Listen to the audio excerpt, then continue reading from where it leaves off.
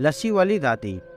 शहर में एक चर्चित दुकान पर लस्सी का ऑर्डर देकर हम सब यार दोस्त आराम से बैठकर एक दूसरे की खिंचाई और हंसी मजाक में लगे ही थे कि लगभग 70-75 वर्ष की एक बुजुर्ग स्त्री पैसे मांगते हुए मेरे सामने हाथ फैलाकर खड़ी हो गई।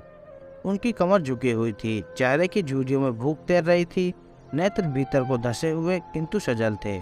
उनको देखकर मन में ना जाने क्या आया कि मैंने जेब में सिक्के निकालने के लिए डाला हुआ हाथ वापस खींचते हुए उनसे पूछ लिया, दादी लस्सी पियोगी? मेरी इस बात पर दादी कम अचंभित हुई और मेरे मित्र अधिक, क्योंकि अगर मैं उनको पैसे देता तो बस 5 या 10 रुपए ही देता, लेकिन लस्सी तो 25 रुपए की एक थी।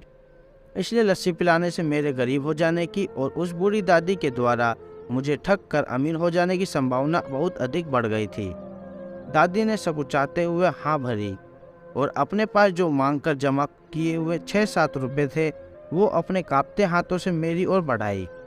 मुझे कुछ समझ नहीं आया तो मैंने उनसे पूछा, ये किस लिए? इनको मिलाकर मेरी लस्सी के पैसे चुका देना बापूजी। भावुक तो मैं उनको देखकर ही हो गया था। एकाएक मेरी आंखों में आंसू भर आए। मैंने दुकान वाले से एक लस्सी और बढ़ाने को कहा। उन्होंने अपने पैसे वापस मुट्ठी में बंद कर लिए और पास ही जमीन पर बैठ गई।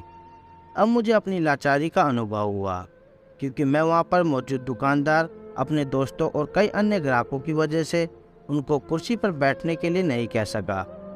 डर था कि कहीं कोई टोक ना दे, कहीं किसी को एक भीख मांगने वाली बूढ़ी महिला के उनके बराबर में बिठाए जाने पर आपत्ति ना हो जाए। लेकिन वह कुर्सी जिस पर मैं बैठा था मुझे काट रही थी। लस्सी कुल्हड़ों में भरकर हम सब मित्रों और बूढ़ी दादी के हाथों में आते ही मैं अपने कुल्हड़ पकड़कर दादी के पास ही जमीन पर बैठ गया, क्योंकि ऐसा करने के लिए तो मैं स्वतंत्र था ही। इसमें तो किसी को आपत्ति नहीं हो सकती थी। हाँ, मेरे दोस्त ने मुझे एक पल को घूरा, लेकिन वो कुछ कहते उससे पहले ही दुकानदार के मालिक ने आगे बढ़कर दादी को उठाकर कुर्सी पर बैठा दिया और मेरी ओर मुस्कुराते हुए हाथ जोड़कर कहा, ऊपर बैठ जाइए साहब, मेरे यहाँ ग्राहक तो बहुत आते हैं, किंतु इंसान कभी कभार ही आते हैं। अब सबको हाथों में लस्सी के कुल्हड़ और होठों पर सहज मुस्कुराहट थी। बस एक वो दादी ही थी जिनकी आंखों में तृप्ति के आंसू, होठों पर मलाई के कुछ अंश और दिल के सैकड़ों दुआएं थी।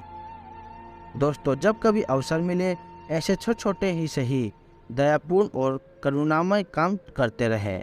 भले ही कोई आपका साथ दे या ना दे, समर्थन करे या ना करे, सच मानिए इससे आपको तो आत्मिक सुख मिलेगा, वह मूल्य है।